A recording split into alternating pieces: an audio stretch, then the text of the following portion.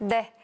방어주로서 역할을 많이 못했던 통신주, ARPU가 하반기엔 좋아진다고 하던데 박준혜 운용령님, 항상 통신 섹터와 이제 나오는 그 지표죠. ARPU, 이게 어떤 건가요? 예, ARPU는 영어로 이제 풀어보면 네. 에버리지, 그 다음에 리베뉴, 퍼 유저입니다. 유저, 사용자당 평균 매출.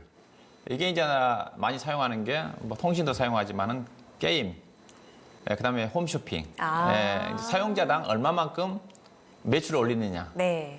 어차피 국내로 따지면 통신으로 따지면 인구가 한정돼 있습니다. 그렇죠? 네. 인구가 한정돼 있기 때문에 한 사람당 통신 요금 같은 경우 사용 단가가 높아야지 통신회사들의 수익이 좋아지니까. 네. 그래서 통신회사 같은 경우는 ARPU가 상당히 중요하다. 그렇게 봐야 될 것 같은데 네. 이제 이게 나온 이유 자체가 최근에 이제 5G 시장 단말기가 나오면서 네. 이제 4G에서 5G로 넘어가면 아무래도 좋아지는 거니까 단가가 올라가겠지 않겠습니까? 그래서 이제 5G 쪽으로 교체 수요가 빠르게 증가가 좀 되면서 ARPU가 상승을 하고 있다. 이건 뭐 당연하다고 좀 봐야 되겠죠. 아무래도 4G에 비해서 5G가 요금제가 비싸니까. 보니까 요금제를 보니까 일반 4G를 사용하고 있는 사람당 평균 요금 사용량이, 사용 금액이 37,000원 정도가 되더라고요. 네. 근데 이제 5G 쪽은 52,000원 정도가 되니까 기본이 당연히 일단 비싸네요. 올라가겠죠. 그게 그럼 ARPU를 상승시키는 게 통신주엔 중요한 건데 예. 여기서 중요한 변수 자체가 데이터 트래픽 혹은 요금제를 얼마나 크게 쓰느냐가 좀 가장 중요한 건가요? 그렇죠. 그리고 그게 이제 좋은 그 요건에서 네. 속도가 빠른 거 쓰게 되면 우리가 뭐 요금이 비싸지 않습니까? 네. 그래서 이게 이제 이걸 결정하는 부분 자체는 이제 결국은 이제 통신회사의 어떤 요금제 자체는 선택 약정 할인제에 달려 있습니다. 개인들 모집을 할 때 얼마만큼 약정을 할인해 주느냐.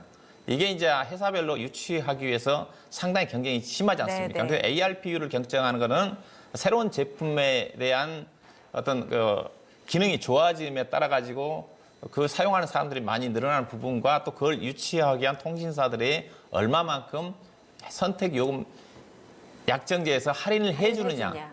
결국은 마케팅 경쟁이라고 봐야 됩니다. 그러네요. 통신 3사가 서로 유치하기 위해서 유리한 조건의 선택 약정제를 선택을 해야지 네. 유치를 할 수가 있는 거니까. 그래서 좀 더 3개회사가 상당히 경쟁이 치열해지게 되게 되면 약정제를 더 풀 수밖에 없기 때문에 네. ARPU는 떨어질 수밖에 그쵸. 없다고 좀 봐야 되겠죠. 그래서 네. 결국은 ARPU를 결정하는 것 자체는 신제품과 그다음에 통신 3사 간의 마케팅과 관련된 얼마만큼의 어떤 강도에 따라서 결정이 된다 좀 봐야 될 것 같은데 이건 뭐 결정이 된다 그래서 통신 관련 종목들 이제 ARPU 상승에 따라서 통신주 사야 된다.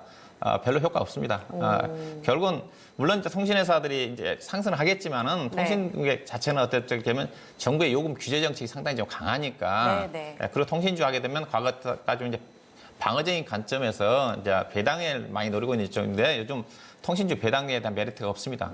다른 것들이 워낙 고배당주들이 많기 때문에 과거는 유틸리티 관련 종목들이 공기업 관련 종목들 배당을 많이 했는데 그것도 아니거든요. 그래서 이와 관련해가지고 ARP가 상승한다 그래가지고 뭐 LG U 플러스 관련 종목들 주식을 어떤 매도 타이밍을 잡는다든가 그런 부분은 저는 아닌 것 같다 그렇게 말씀드리고 있습니다. 어머, 전략까지 나왔는데 좀 보수적이네요. 김윤태 전문가님, 이 ARPU 통신주의 굉장히 또 중요한 지표잖아요.